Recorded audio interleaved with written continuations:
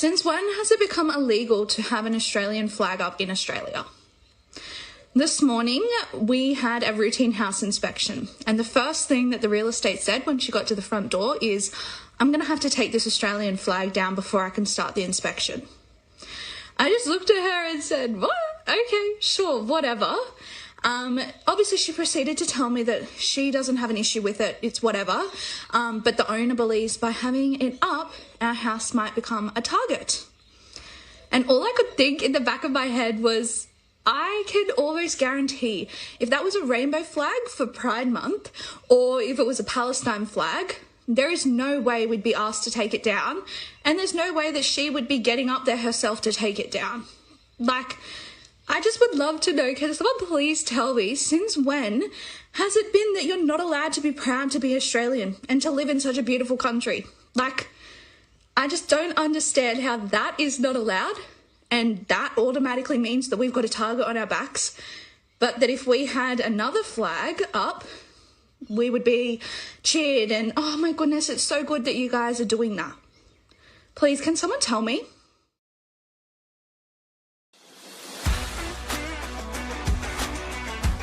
Commanding the Narrative podcast, which I believe is the #1 podcast in the entire universe. If you could go through life in the Liberal Party without being expelled, you should be ashamed of yourself. We will decide who comes to this country and the circumstances in which they come. Socialists don't like ordinary people choosing, or they might not choose socialism. 120 years ago, our country had the world's highest per capita income.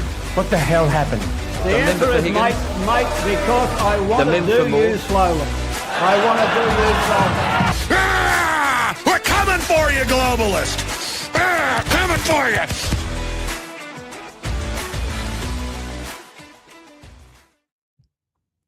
G'day everyone, welcome back to another episode of Commanding the Narrative. My name is Stephen Tripp, and thank you to everyone who is joining us. We've got Mark Neugebauer's audience with us tonight as well on faith, culture and politics, so welcome to all of you as well. Hopefully you enjoy this chat that I have with Mark Neugebauer tonight. But before we get there, I want to just quickly let you know more about Commanding the Narrative and how you can support us and follow us, and it's by heading to commandingthenarrative.com. If you're interested in our previous podcasts, it's all up there on the website, including our chat with Lord John Redwood last week. That was a very interesting conversation. Lord Redwood has been in the UK Parliament since 1987. He's one of the longest serving parliamentarians in the United Kingdom. So it was a great honor to have him on the show. And he talked about a lot of things related to Europe and the UK, which really translates to what's happening here in Australia with the rise of One Nation. It was very interesting to see what's played out there and to, I guess, have a little bit of a crystal ball on how things may play out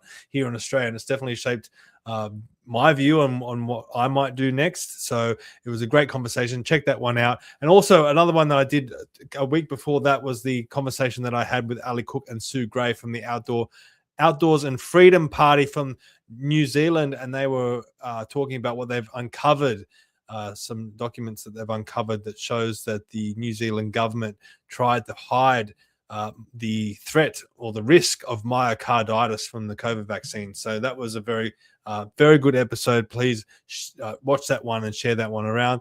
Also, some articles that I've written are also up on the website. And if you want to know who's coming up on the podcast this week, you can find that on the website as well. It's got all the links there and the information, so check that out. commandingthenarrative.com is definitely the best place to go. And just quickly, while I've got you on the website, I want to let you know about this upcoming event, which I've been talking about the last few weeks. It's the Central Coast Community Dinner Dance, a elegant evening of fine dining, inspiring speakers, and dancing to the live sounds of the Peter Healy Band, with a lot of auctions and raffles, with proceeds going to local charities, including Dads for Kids, that do some great work. Going to have some great speakers, or they're going to have some great speakers. I'm not organizing this, but I'm going to be participating. I'm going to be there speaking alongside Lyle Shelton from Family First, Stuart Bonds of One Nation, my good mate, Craig Kelly from the Foundation of Economic Education, and also Gemma Naosi from the Libertarian Party. So all that is up on the website. If you want to come to that event, go to commandingthenarrative.com, follow the links, and you can get your tickets. As I said, I'm not organizing it, but I'm helping to promote it because I'll be speaking there and I'd like to speak to a big audience. So if you're on the Central Coast, please come and say good day by coming to that event. It's going to be hopefully a really great night.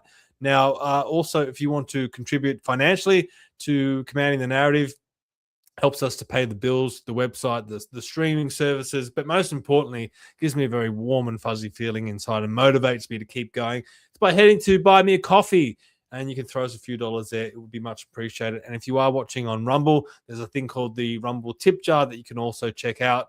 I don't know really how it works, but you can donate some cryptocurrency. So if you want to, you can use that option as well. Now, also, I want to let you know about Australians for Better Government. Normally, I will direct you to the Australians for Better Government website, but tonight I'm going to direct you to the YouTube page, the ABG YouTube page, Australians for Better Government. You can find that on YouTube, and you'll find this recent series that we've launched called the Political Philosophy Masterclass with Dr. Christopher Reynolds. This is the second episode. It's a fortnightly podcast that we're going to be talking about political philosophy.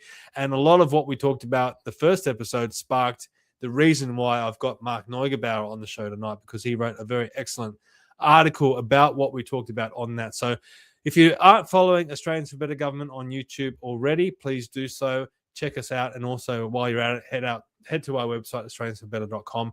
Find all our proposals there. And please consider becoming a member as well, because it's very important that we get more and more members jumping on board so we can push forward Australians for Better Government. And lastly, just to finish it off before we get to Mark, I want to let you know about the Light Australian newspaper. Their issue 24 is now out.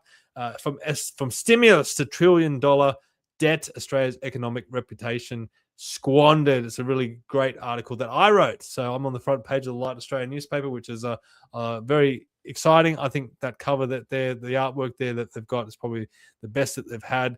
I think it's a really great edition of the Light. So please head to that website, check that out. If you want to be a distributor, you can sign up on the website, thelightaustralia.com. All right, so tonight I've got Mark Neugebauer back on. I've had him on the show previously. I think he's probably one of the most underrated political commentators out there. I really love hearing his podcast, but specifically more and more his writing as well. And as I said, he's written this new article that I'll bring up in a moment. It's more of a book than an article. It's quite lengthy, but it had me hooked and is very well researched and very well thought out as well. So let's bring him on. We haven't had a chat to him for a while. Mark Neugebauer, welcome back to Commanding the Narrative. Hello, mate. Yeah, good to see you. Good to be on again, brother. It's a pleasure to be on. You're doing a lot of great work too, and commending to you as well, brother, because ABG's going on leaps and bounds. Obviously, most people now know that I didn't recontest the position of vice president. I obviously thank ABG and the committee for supporting me through that, but obviously for personal reasons, chose to not recontest. But you're doing a lot in this space to try and inform Australians about what what it could be like. Get them to start thinking about the kind of Australia they want to be in moving forward. And you're doing that with the Commanding the Narrative, being part of ABG. Let's rethink renewables. You've got a full-time job, young family. So you're doing great stuff too, mate. So hat tip to you as well, brother, for everything you're doing. Mate, I appreciate it. And as I always say, Australians for Better Government is a volunteer organisation. None of us get paid. We do it for the love of it all. And some people, life gets in the way, as it has with you. So, mate, there's plenty of ways we can collaborate going forward, like we are doing tonight. So you don't have to be on the committee for us to work with you. And I'm sure you'll contribute to Australians for Better Government going forward. And as I've said to you privately as well, the door is always open for you to come back. But we do need to talk about this book that you've written, this article that's up on your website, fcpaustralia.com, your website, Faith, Culture, Politics, and it's called Christ at the Centre, Christian Political Philosophy and Australia's Forgotten Foundations. And it's a great article. I do encourage everyone to go and read it. I'll be quoting from it tonight and then picking your brain. But it all relates to the Political Philosophy Masterclass series that I started with Dr. Christopher Reynolds. We did our first episode, and I guess it sparked a fire underneath you to think about a lot of this stuff. You wrote this article before we did the second one, which we only did on Thursday. And you've watched that since. Did that change your view, or did it broaden your view? What was your reaction to watching the second episode of the political philosophy masterclass? Yeah, look, I think it was really good. I think that it's going to start nailing down into some of the specifics. I think, the first one that you and Dr. Reynolds did, you covered a whole broad spectrum of things, which obviously got me started in my thinking and going towards the writing. But I just wanted to say to your audience, and obviously mine, you might hear I'm a bit croaky too, come down with a bit of a loogie, so pushing through that. But I just want to make people aware that I'm just an everyday Australian. I'm just your average Joe that was raising his family, paying the mortgage, doing my bit. And obviously before COVID, that was that. COVID come along, and I got more politically involved in the way our country's being run.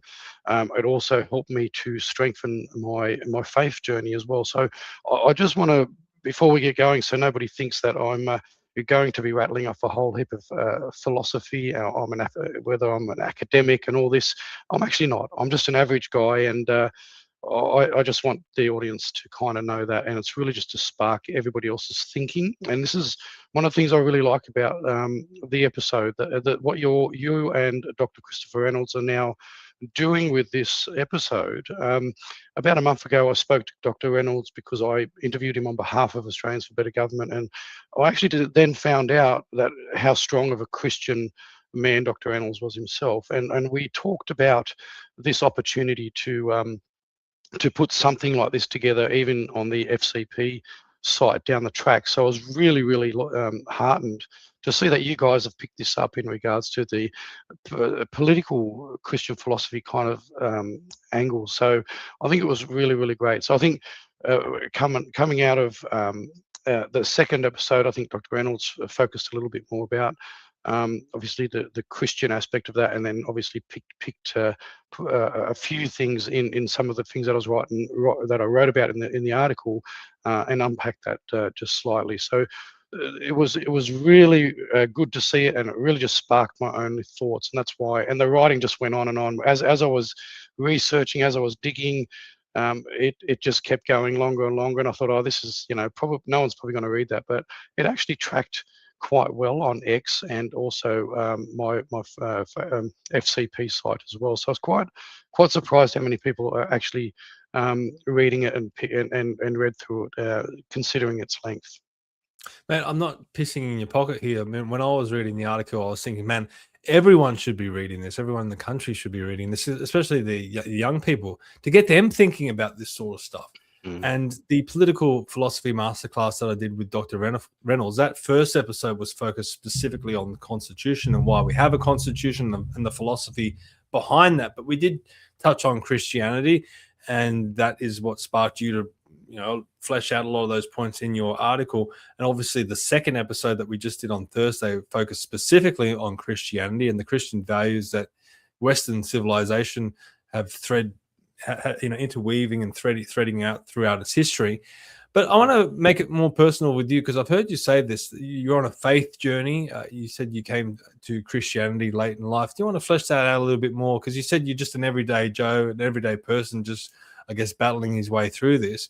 But I think that does resonate with people as well, because they don't want to just be dictated to by some expert or whatever it might be. They like to hear the personal stories of what people are going through, because they may be going through the same journey themselves. So do you want to just take a moment just to give a bit of a background on your faith specifically? Yeah, I can do that, definitely. Well, I mean, historically, I'm baptized Lutheran as an infant. Having the last name like Neugebauer, people can imagine. I've got German heritage, so my mum and dad are both German. I was born in Australia, me and my brothers. My parents migrated in the 60s, so not active churchgoers. Mum and dad, did the thing of baptizing us, which was the done thing in the day. There was a much bigger backstory in regards to my dad's journey and all that. So I lived in the world for a long time, and some people, might understand that language, but so sort of not a cradle Christian. There's a lot of people that are born into, whether it be the Catholic faith or Protestant faith or whatever, and they practice that faith from the time that they're younger through to adulthood, and wherever some fall off along the way. I pretty much lived in the world as just an average person, didn't consider the whole faith journey too much. There was a little bit of church going here and there with family, as maybe aunties or uncles or something, Christmas time or whatever. But about when I was 35, so I'm 55 now. So we're talking 20 years ago. So it's been a bit of a progressive journey for me for about 20 years. And the way I explain it to people is that once you understand, for myself anyway, that God exists, God, Jesus, Holy Spirit. I am a Trinitarian. That's my worldview in regards to my Christian faith. I actually listened to the tap on my shoulder from Christ or Holy Spirit when I was 35. But it was all over the place. I was muddled. I was doing lots of researching. I've got an investigative mind. I started looking at, there's got to be more. So I looked at all these different denominational things. It's been on quite a journey for 20 years, studying under a few different denominations. I've had studies with Jehovah's Witnesses. I've attended a Baptist church. United Church of God was another one I researched, and so forth. So my journey, and I started changing some aspects in my life when I started to ask these bigger questions.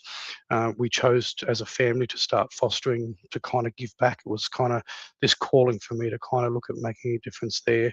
I changed my career totally from being in sort of transport, warehousing, labouring, logistics kind of roles, into more of a care role. So I ended up investigating the disability sector. So I retrained in the disability sector and ended up working as a support worker, and then ultimately ended up team leading as well, which was a role I thought I was going to be retiring from. But COVID ended up putting an end to that, because a much bigger conviction in me was not being forced to have something that I wasn't 100% confident in. So here was a career that I thought I was going to retire in. I was making a difference in people's lives in that regard, and the government decided that I could no longer do that because I wasn't going to accept a medical procedure that I had no confidence in. So it was this whole change of life and outlook to kind of look at giving back and doing more, but then also really digging deep into the faith side of things. And to be honest, where I'm currently at, and lots of people will, come from different aspects. There's a lot of obviously Protestants out there. There's a lot of people of the Catholic faith. So everybody's, whether it be cradle or they've converted later on in life. For me, I'm happy to share that I'm actually investigating at the moment the Orthodox faith, and one of the reasons is the roots, the linkage back to which, in line with the Catholic faith, goes all the way back to the apostles and Jesus, and the history traces back. It's a rich history. So I'm not saying that I'm going to become a catechumen as an Orthodox, but it is definitely where I'm my deep thinking and my research is leading me to at the moment. I want to flesh that out a little bit more at the end, but I guess to dive straight into your article, you start off exploring the 4 questions that Dr. Reynolds proposed or put forward in my discussion with him. And he basically made the argument that everything in life, it comes down to 4 questions. What is the nature of God? What is the nature of man? What is the nature of society? And what is the meaning of life? Now, you've gone on and you've said in that time, since hearing that, you said, I've turned those 4 questions over since watching that conversation. And the more I sit with them, the more I'm convinced that they are not parallel questions of equal weight. They are sequential. Each one depends on the answer you give to the one before it. What you believe about God shapes what you believe about man. What you believe about man shapes what you believe about society. And what you believe about society shapes profoundly and practically what you believe a human life is worth living for. Now, it seems that you've come to that conclusion on your own, from your own thoughts.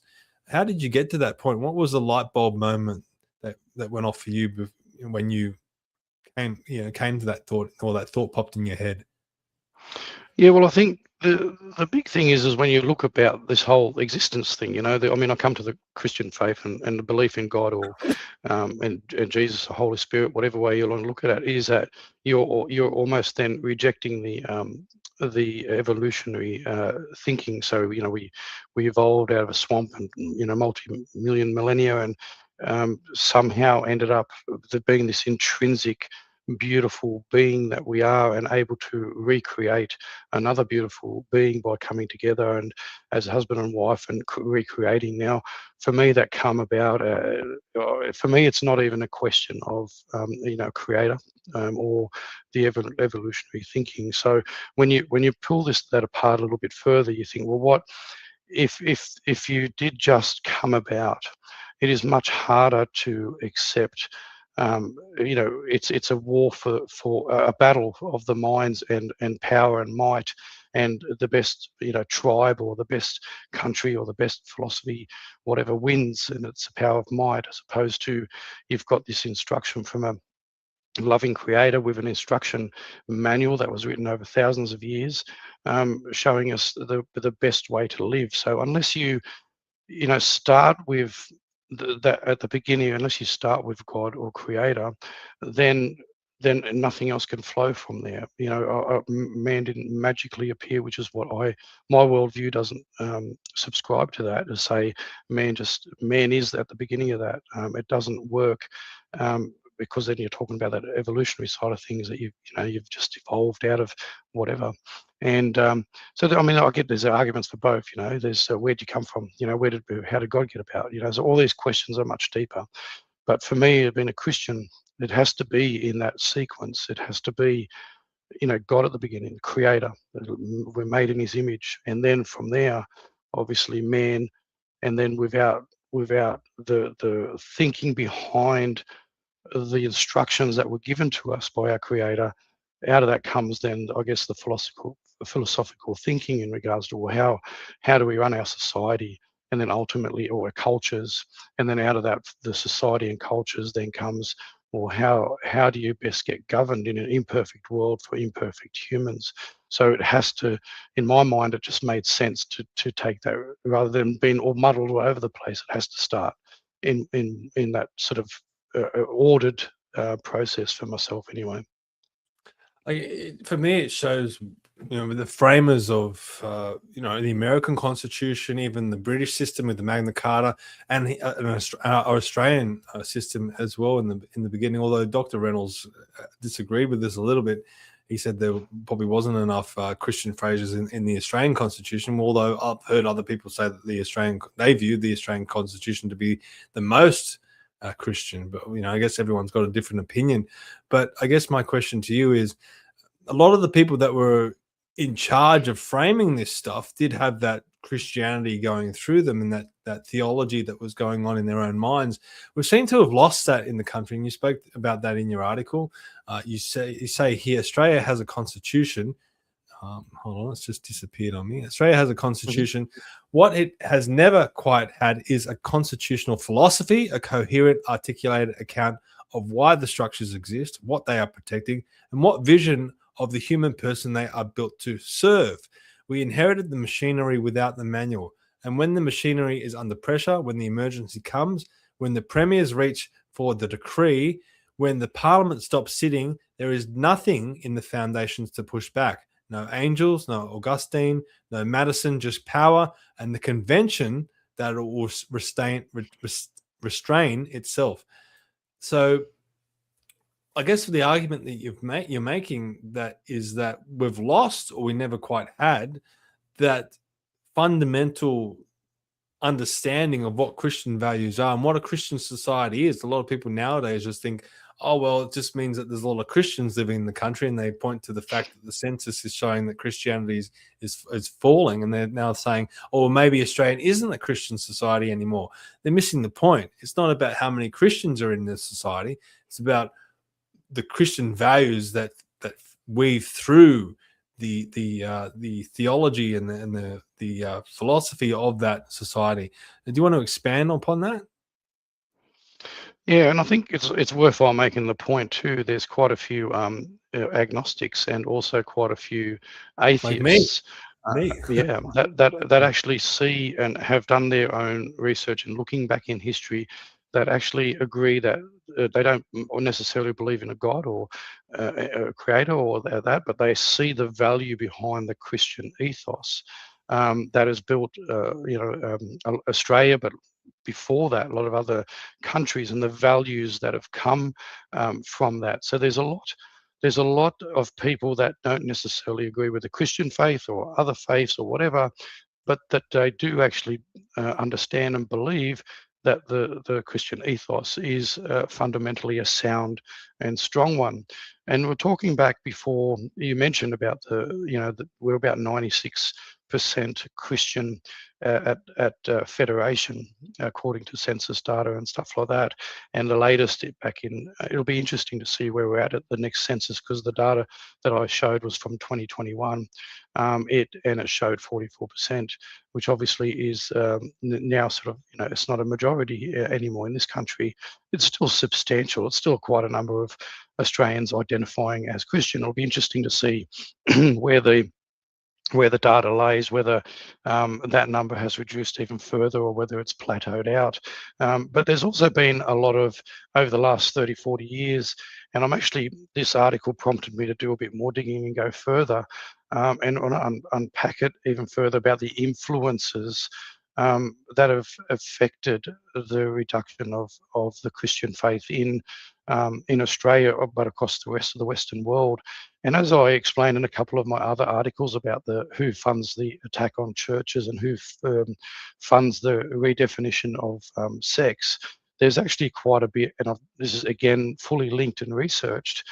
There's quite a bit of funding that goes on there from philanthropists, so billionaires that come together in philanthropic groups, and they actually formulate academic articles, and they fund it. Those articles end up being adopted as policy recommendations and so forth. And as I showed in my Who Funds the Redefinition of Sex article, it actually has had a direct impact on the redefinition of sex in regards to the act that was changed in 2013. There's quite a bit of funding that's gone in there, and it's actually fully linked and tracked for people to be able to see.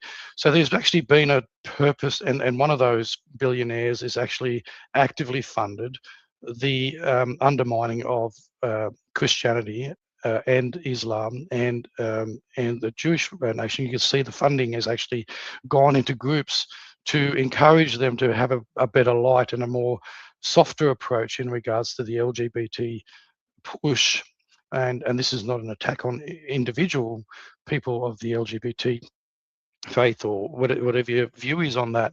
It is the corporation of it that I call it the Rainbow Corporation. It's well funded and well resourced, which has actually changed a lot of the policies in our own country that has affected Australians. And we can see now with the Tickle v Giggle case, which possibly could be going to the highest court in the land, to be challenged even further. So there are consequences to this. And so what I'm pointing at is not, it is one point of it is there's a reduction in people that choose to follow the Christian faith, and 44%, but there's also been a concerted effort to undermine the family, undermine the natural order of male and female, which is what I subscribe to, being a Christian, and the natural family and many other things. So this is not just purely organic, it's also funded. So, to go from a country that was built on the values, and many people, I said I'm 55, there's people older than me, remember living through a period of Australia where it was massively cohesive. People were, buying their houses, paying them off. Communities and suburbs were mostly friendly and to each other. It was a wonderful time in Australia. I think, around the 70s, 80s, and 90s, and then from there, a lot has changed, and I assert a lot of that has actually been influenced deliberately. But of course, people fall away from the Christian faith because, especially the strong people that stay strong to the principles of Christian faith and push back on a lot of the social agendas that we're seeing now, and not just kowtowing to the social agenda. That's where you're seeing a lot of friction between certain churches that will go along with that, and other churches that are putting their flag in the hill and saying, well, no, we're actually not going to step away from what we believe, the biological reality of male and female coming together, and matrimony coming together, creating new life, and that you can change sex and all that sort of stuff, and all the other things that undermine us as a society. So look, it's a very complex thing, and the thing is that as I said, I'm not an academic, but it's about unpacking a lot of the stuff that's going on. But the key thing that made that happen is COVID, is that we were fundamentally attacked for our own personal autonomy of what we are to receive in our body in regards to medical procedures. And before that, I hadn't put a lot of thought into a lot of this sort of stuff. But when your individual sovereignty is attacked in that manner, where government believes that they have, and bureaucrats, or even global organizations like the World Health Organization or a pharmaceutical industrial complex can turn around and say, well, no, we know what's best for you, and you don't have an option now other than take this. And to be able to, and for people to lose their careers, a lot of families that were broken up, a lot of suicide. And as we know now, these things have killed people. So, the place I got to now, and digging deeper into this, researching in my own faith and where I stand in the world in regards to the politics and philosophy and all this thing, was encouraged in part, or a big part, of what the powers to be did during that period. So if you being part of the President of Australians for Better Government, and talking to Dr. Or talking to Christopher with all these things, is that we are looking for a better way forward for Australia, and we're looking at how do we improve this, that this doesn't happen again, that the Australian people have a voice, the Australian people have a choice in being able to put their flag in the ground and to the government and say, no, you're actually overstepping your boundaries. And then part of that comes back to, well, where do we want to be in that? What are the values that shape that decision making? What are the values of Australians? And this is what I'd encourage everyday Australians. Like, I'm a pleb, I'm an everyday Australian. I'm mulling these things over. I want our viewers to start thinking about these things themselves. What kind of Australia do you want for your kids and grandkids? What sort of limits do you want to put on the power of government and bureaucrats, or even external global conglomerates or think tanks? What is it that you want as Australians that restrains that power? Similar to what, and this is, I know Dr. Christopher Reynolds mentions Inglis Clark a lot, and I mean, there are a lot of Inglis Clark's changes to our constitution weren't adopted, and we possibly would have had stronger safeguards in place, similar to what the Americans have, if more of what Inglis Clark had put on the table to stop this kind of overreach. So, but as I said, I'm putting an article together as a follow-up, 2 articles. I've got it's going to be another lengthy one, but I might break them up, where I'm starting to look at this. The influences. You can put checks and balances in place, but unless you're pulling back on the external influences, such as media and the control of media over the shaping of the narrative of our government. And one of the things I'm unpacking at the moment is that you might have a lot of people that you might have a government like the Labor Party, for instance, that seems to be a lot more socialist, communist kind of aligned thinking, socialism more in particular. How come so many people continue to vote for them? And part of that, what I'm trying to unpack, is that where the money, and I've already done some research on this, is that how much is the media mechanism and the government funding towards the media conglomerates shaping the thinking, which actually undermines the safeguards that could potentially already be in place for Australians. And then the next thing to think about from then is that how much power do we want in regards to what you've already discussed, and you've got a news release out there about that, is the citizen-initiated vetoes, citizen-initiated referenda. So there's so many things that I really want to encourage, that I'm thinking about myself, But I'm really encouraging our viewers and as many Australians as possible to think about themselves. I get my thoughts out of my head in the articles. It is my own growth journey as well. I'm not going to make a bucket load of money. Not millions of people are going to read them, but it helps shape my thinking. I unpack these things, and it's for people then to challenge. I challenge my own thoughts once I put an article together and go, okay, when I put a follow-on piece. So it's what I'm encouraging people to do is that continually to think about what sort of future do you want for your children and grandchildren? Is what we've got now good? Do you like what we went through the last 6 years? And how do we improve that going forward? Yeah, but that is a good question to ask, Mark. But the flip side question to that is, why are these billionaires spending so much of their own money trying to undermine that? Why are they trying to undermine? I mean, where is this coming from, and why are they specifically targeting Christianity? Do they fear Christianity? Is Christianity in the way? Do they just fundamentally disagree with the values of Christianity? I'm sure you don't know for certain, but what is your feel? Because it's hard to understand why we're getting attacked by people with big money, and they're trying to undermine who we are. They're trying to undermine who we are and what's important to us.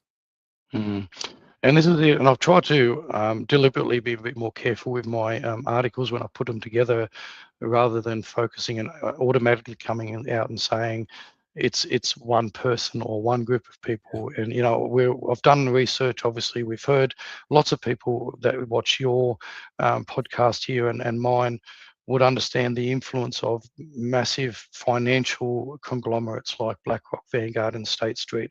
There's no secret about that. There's other, they've got, they have. One of the things I used to think about is that it's this evil anti-human agenda that they want to get rid of us. They're going back to the Club of Rome, thinking of, getting 8 billion people down to 500 million or whatever. And I'm not sure if I'm there anymore with that. I'm open to people saying that. I don't think people should be shut down or called conspiracy theorists. I think there's enough evidence out there to link a lot of stuff along those lines. But one of the things, and it's an old saying, is that money is the root of all evil, right? And it's not a joke, because these conglomerates and organizations, they get to a point where I believe in God, the Creator, Jesus Christ as my Savior, Holy Spirit is someone that comes down and talks to me. For them, their God appears to be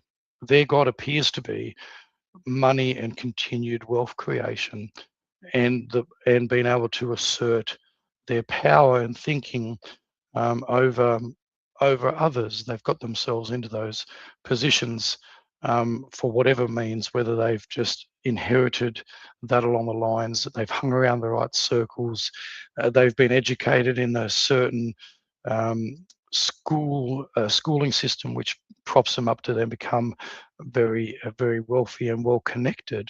And then when they're all together, or I call it's international groupthink. They come together and they have the same sort of ideas and views and all those sorts of things, and they come together and say, well, this is how we believe the world should be run. These people, average people like Mark and Stephen down here, they don't actually know what's best for them. We know what's best for them, and we have the money and the resources and the power to be able to shape policy and design policy to influence the way that we feel society should be. And do I think that there's the very nefarious ones that actually want to do harm in that regard? I generally do believe that. I'm not going to name them.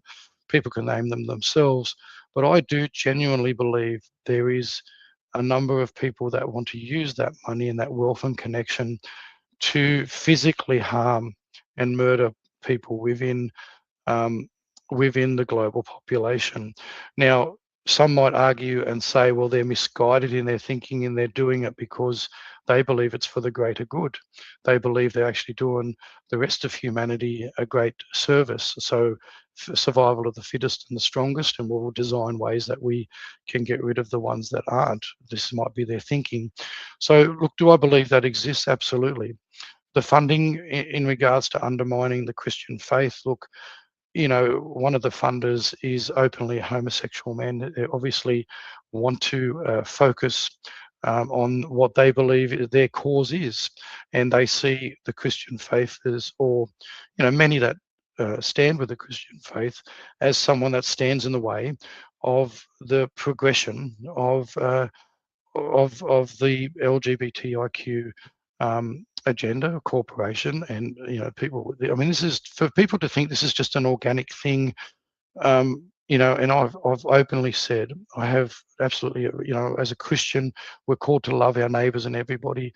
The individual person isn't being challenged by what I'm saying here, but there's a coordinated corporation that is funding this stuff into the schools, into the young minds of children, and so it starts early and it muddles them, and then it starts the challenges with the parents at home trying to shelter their children from these influence. So then it causes frictions in the family because the kids are hearing different stories from school, from social media, from all other aspects. So then you start to see this division in the family.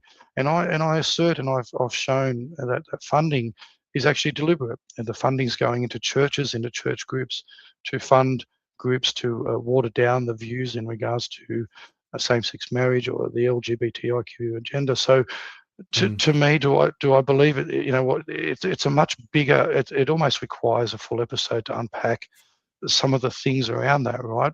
But do I believe there is a deliberate attempt? Yes, and because and lots of people don't like to hear Christians being strong and powerful in their views and opinions on what they believe God, the Creator, had intended for us as mankind.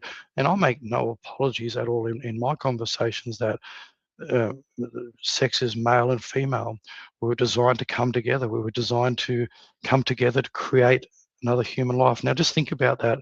Miraculously, your father, I'm a father, my grandfather, they hate that. They hate that idea that we actually have the ability to recreate another human being, and that was given to us by our Creator God. They hate that, and specifically the people who are in those activist roles within I call it the Rainbow Corporation, not the individual people, because it hurts their cause to hear that, because they obviously don't believe that themselves. They cannot in their lifestyle, they cannot do that. They cannot create another human being in the lifestyle that they've chosen.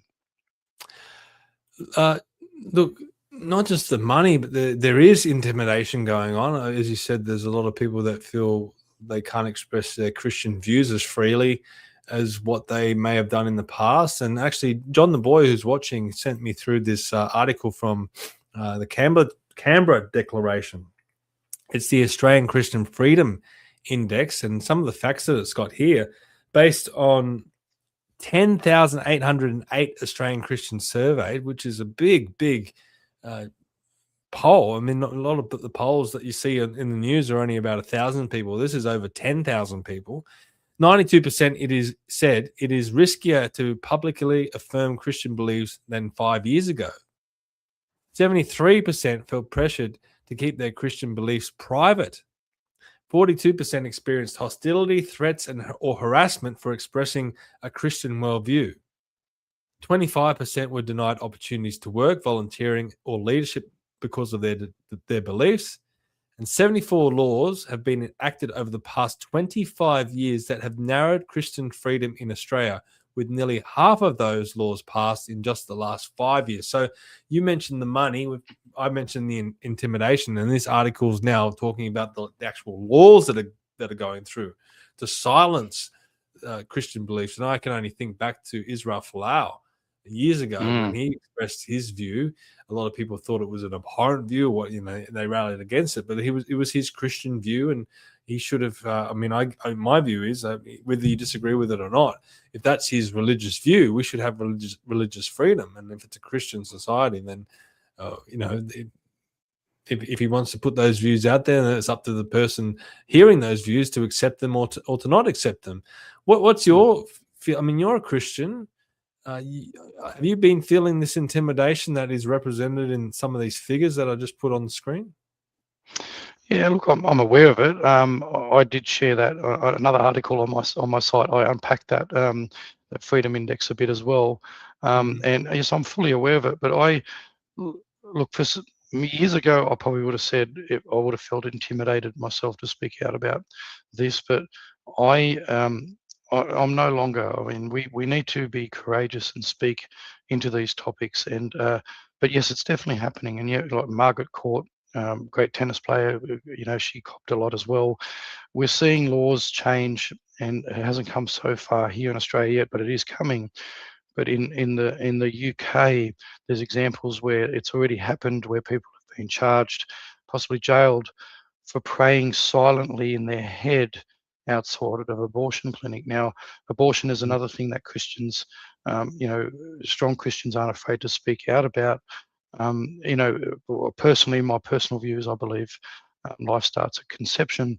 But the abortion debate, obviously, that's happening at the moment. I wrote another article about that just recently in regards to the bill that's up again here in South Australia, the late-term abortion. So we're talking post 20, 24, 25 weeks, where a baby is viable in the womb, that it be delivered alive rather than being injected and killed and given a stillbirth.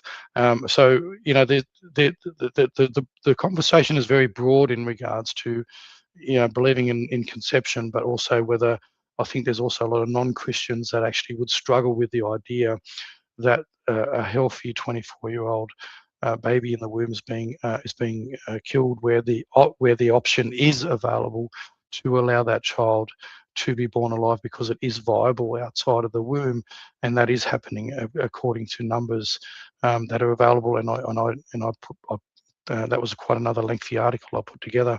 But just on the side there, if South Australian people are listening, we've got a rally on Wednesday evening in the city at 5:30 for that bill, which has been tabled by Sarah Game again. So looking at support to get that passed. But there's so many things. So we're talking about the abortion discussion. We're talking about what's been taught in public schools and all through our media, our bureaucracies, wherever you go, it's being pushed.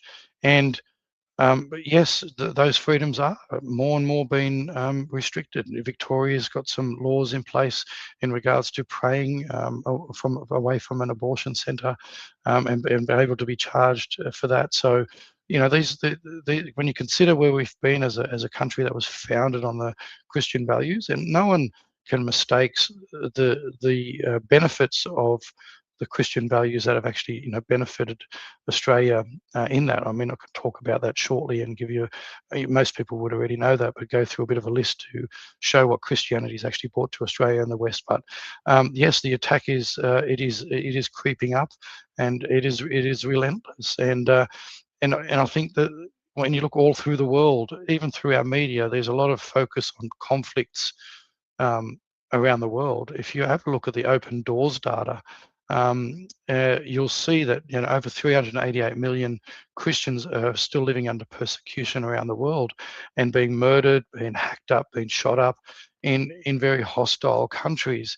Now, you'll very rarely see that making mainstream news. You'll obviously see, if you follow Christian news outlets, you might see it, but our mainstream media doesn't cover the atrocities being meted out against Christians around the world in countries that are very hostile towards Christians, and the focus seems to be on other conflicts around the world other than that. So yeah, it is a real thing. And so when people like myself or other Christians talk about it, and people roll their eye and go, what do these Christians got to talk about? There is actually a deliberate attack to look at reducing our ability to be able to speak into these things. And that is, I guess, the biggest egregious thing is if you restrict our ability to be able to speak about the things that are affecting us ourselves, then that is terribly wrong, because every other, whether it be race or individual, whatever grievance person has a big voice, a big microphone in the media. But if you happen to be a Christian speaking out for your very heartfelt convictions, well, then you're just a complainer or a whinger, or shouldn't have a voice. And I guess if you're a white middle-aged man and a Christian, then you're even harder up. You're really way down the pecking order. Yeah, mate, you're in struggle street down there. But John the Boy says, I feel the same. The risk is higher, but the need is larger than ever to speak up. I think that's probably what they fear the most about Christians. And I'm an agnostic saying that. I can understand. I mean, when someone really is deep in their faith, you're not going to be able to intimidate them. You're not going to be able to beat them into submission. I mean, there's nothing on this earth that you can do to them that's going to shake their faith. And I think that's what they fear the most. That brings me back to your article, because it's very interesting that you wrote this part. It relates to your whole platform, Faith, Culture, Politics. And you say, faith, culture, politics, the name is the argument. And I believe God placed it there before I fully understood what I was being asked to build. A platform that has in turn shaped my own thinking, deepened my investigations, and continues to grow me as I write. Politics is downstream from culture. Culture is downstream from faith. And faith, the Christian faith, the faith that holds together the nature of God and the nature of man and the nature of society and the meaning of life in a single coherent vision, is where renewal begins. Always has been, always will be. Do you want to unpack that more? Because obviously this is having a profound impact upon you, and this is the direction you feel like you're being led on. What does this whole concept of faith, culture, politics mean to you? Yeah, and it was interesting when I was bringing it all together, and I was talking to some friends about just the platform. And one of the reasons that I did, and we talked about it, step back down from sitting on the Committee of Australians for Better Government and lots of other things that I was doing. The podcast, people will notice that I'm not doing as many podcasts myself at the moment. I may get back to them, but the writing is really invigorating me, and it's unpacking. And this is why I encourage Australians who are thinking more deeply about these things is start journaling and start putting down some things that that you want to try and affect yourself and bring about change. Is start to unpack in your mind what it is, what sort of future do you want, or what sort of life do you want? What does the best life look like for you and your children and grandchildren? But it is funny, and I don't deny that, because I said that to my friend. It's like, this title, I said, it almost isn't like it just come from me, and and I don't want to pretend to put words in speak for God in any way, shape, or form, but I do generally feel that it was placed upon my heart to name it that because of multiple things, and it does. When I started looking at it, and as I started writing, and the platform started filling up with my thoughts, and that is that, wow, this is exactly where my thinking is, because ultimately where we ended up in Australia through COVID, and where we've seen this, and it wasn't just COVID, we've been on this slow creep for 10 or 20 years, right? Is that our individual rights and freedoms have been undermined, and it's like our government and the people that write policies and all that have put themselves in the place of God, I believe, and have asserted themselves over our lives to assume to know what's best for us at an individual level about what drugs we put in our body, what how we should live, all these personal, what freedoms we should or shouldn't have, and that's been designated by them.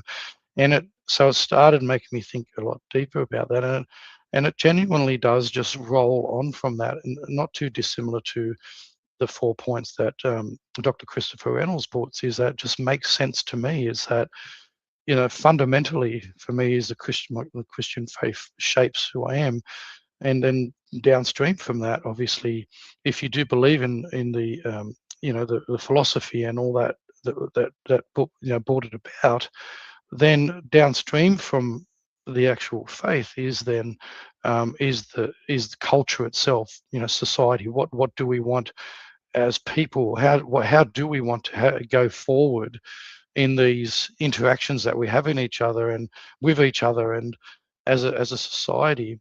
And we actually had that but it seems like it's been deliberately undermined, and we've gone backwards from that. And then from that, obviously, is the politics, and which is all downstream from that. What seems to be happening from our great leaders is that they're putting politics and policies and rules at the head, and then shaping society around that, and trying to do away with the faith side of things, which is what I'm standing up against, because I don't think it's great for us as a society moving forward that they're going down that path. We're seeing more and more that they are putting themselves in the place of God, and not just our own politicians, because I believe it's actually been driven, as we touched on earlier, it's been driven by international think tanks and massively funded philanthropists and philanthropist groups, is shaping how they feel society should be, as opposed to individuals like us coming together and having these discussions like you and Dr. Reynolds are doing, to start sparking the mind of Australians and going, well, what is it? What does it look like? What does a good life look like for you? Is a good life where the government makes the rules and decides for you what is the best way for you to live? Or, as Dr. Reynolds hinted on in regards to the populi, us coming together, having these discussions and going, well, how does our best life as a society, as a country look? And as I assert, as and many others do, is that not all cultures are equal, and the Australian, they like to say that Australia is multicultural. Australia actually had a culture before they started pushing the narrative of multiculturalism. We had a culture that was actually shaped by lots of different nationalities, but it was shaped on the ethos of the Christian faith and culture. And that's where I think the problem we see ourselves in now, a lot across the West, is that you're actually seeing the opposite now, where the government's putting themselves in the place. Hey, you know what they used to teach me at primary school? They used to say that Australia doesn't have a culture. Australians don't have a culture. We're too young as a country to have a culture, and that's why we have to import all these people to build up a culture. And that was in the 90s. That was early 90s. They were teaching me that sort of stuff. So, I mean, this has been a systematic thing for a long time. Now, mate, I could really pick your brain about religion for another couple of hours, but I know you're battling the flu. So am I, actually. It's good that I can kind of hide and put myself on mute while I'm coughing and spluttering, which I did with Dr. Reynolds as well. But we do have to finish up, but I want to finish on your article, and because I do encourage everyone to read it. Take the time to read it. I think it is very thought-provoking, and you probably pick up some valuable stuff. I do also encourage you to watch the conversations I've started with Dr. Christopher Reynolds, which this article relates to. But the title, Christ at the Centre, Christian Political Philosophy and Australia's Forgotten Foundations. In closing, what do you want to leave the audience, when we think about that title? What do you want to leave with them? What do you want them to think about? What do you want them to investigate? What do you want them to understand when it comes to that title? Well, I think with the title, I think when they read it, they'll kind of get an understanding of where I'm coming from. But I guess there's a couple of different messages there, isn't there? Because if you're a Christian watching this, and I again don't begin to be an expert theologian or even historian, and I'm quite new to in compared to cradle Christians.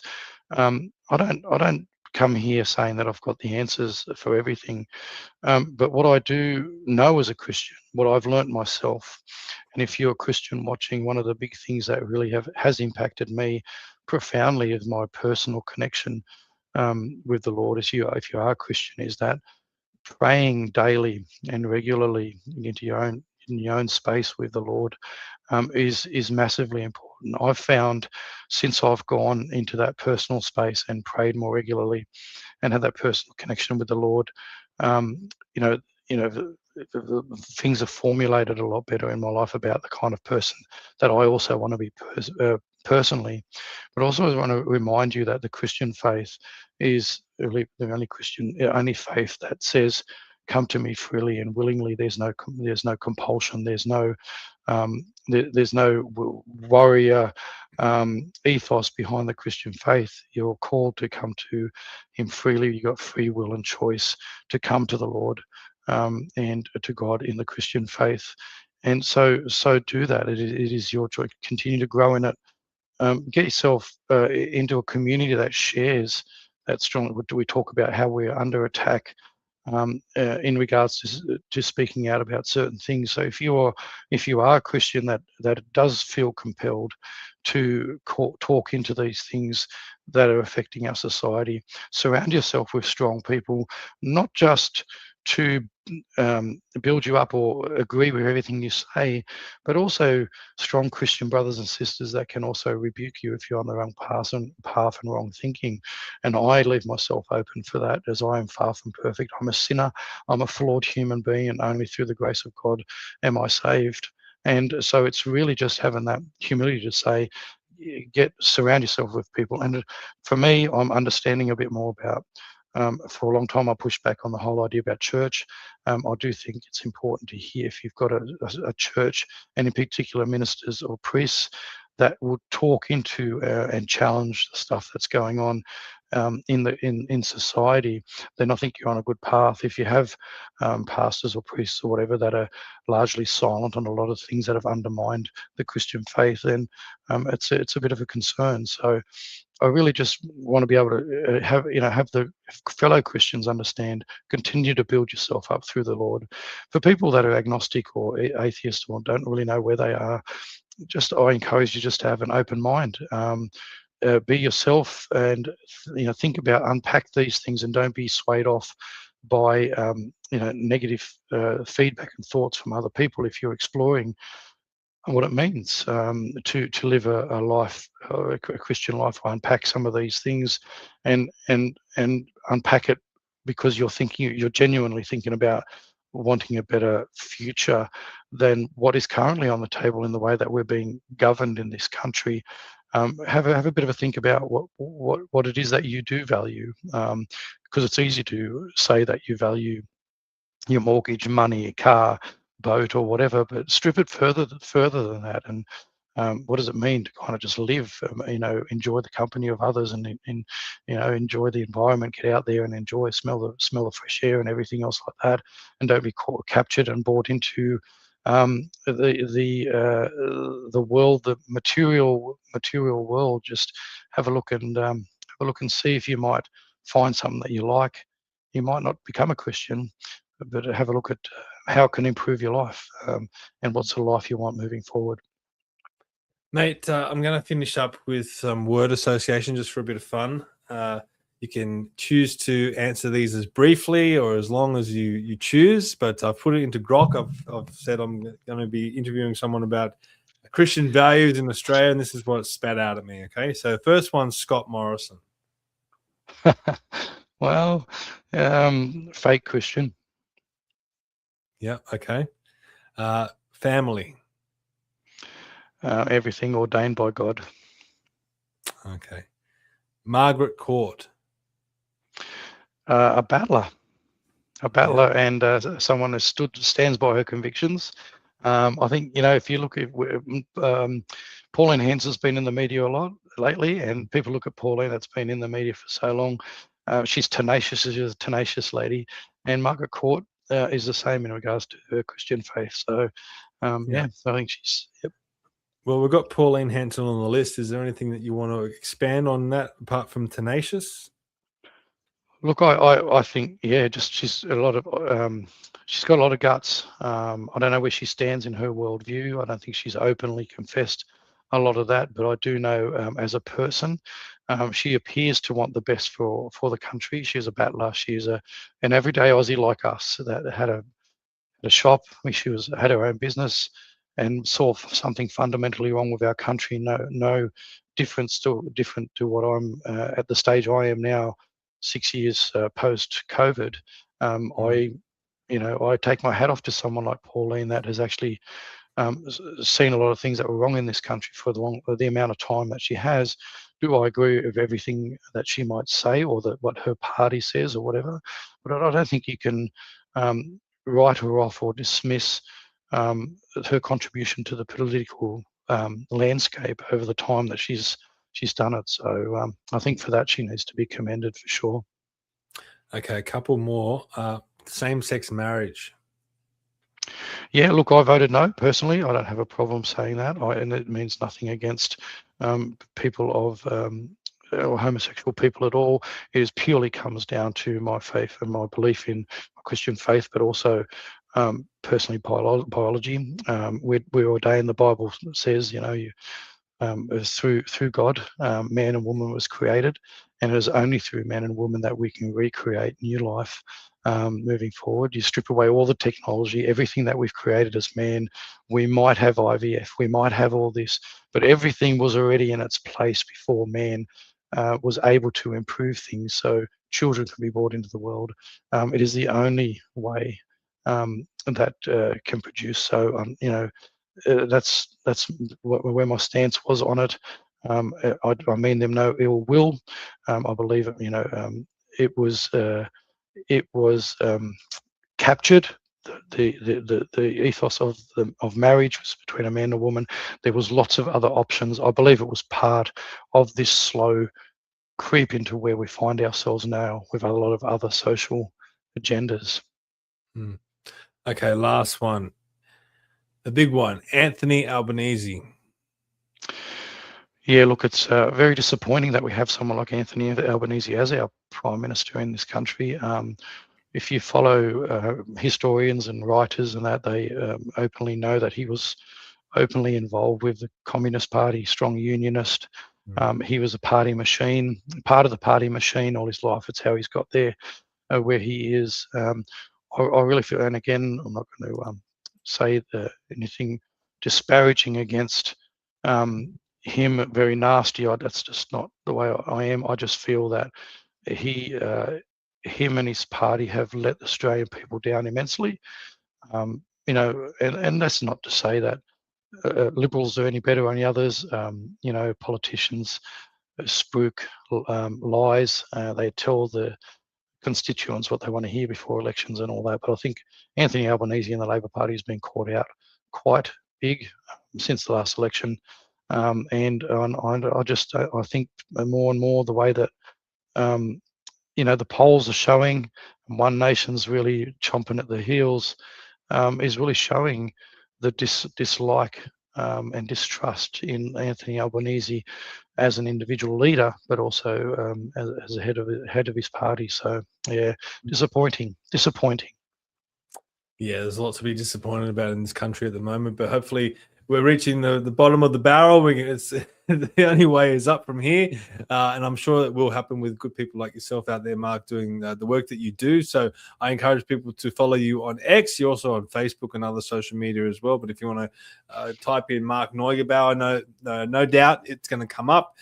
You can also type in Faith, Culture, Politics in Australia, which is the name of his podcast and also his website. And I've been bringing up his website as we've gone along tonight, FCP Australia. Sorry, it's just got out of my mind. FCPaustralia.com. I almost had it.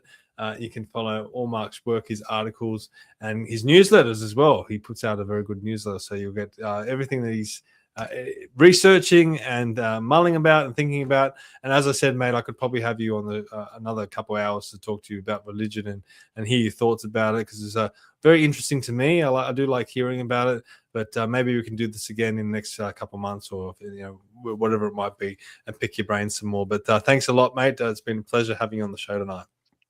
Yeah, look, really appreciate it. And just again, reiterate to the audience, I'm just your average Joe. I can be picked apart too. You can respond to my newsletters if you feel that I'm massively wrong on things. This is all a growth journey for me. I write on my blog, not as an expert, but I write on there to unpack what's in my mind and hopefully others. But I just really encourage other Australians, our viewers out there, to do their own self-reflection and deliberation over what kind of future that they want for themselves, their children and grandkids. So good on you, Stephen. God bless you. I'll continue to pray for you as well, and the audience. So good on you. Oh, you might not like it. You might be an agnostic. I don't know. I've got my good friend Bruce Pay, who I do a regular podcast with on Monday. He was an atheist. He's turned to agnostic. I got him a Bible he's reading, so maybe I should send you one as well. Yeah, mate. I'll take all the help I can get. I won't turn it down. But good on you, mate. Good Awesome to talk to you again. Yeah, good. Yeah, you too. Yeah. All right, mate. And everyone, hopefully you enjoyed this tonight. Hopefully it was very thought-provoking for all of you, whatever your opinions are or your beliefs are. And that's what this podcast is all about. That's what Mark's podcast and his journey is all about as well. And as I said, with more people like Mark and myself and the audience in this country, hopefully we can steer the ship in the right direction. But for now, we'll see you all next time. Bye-bye.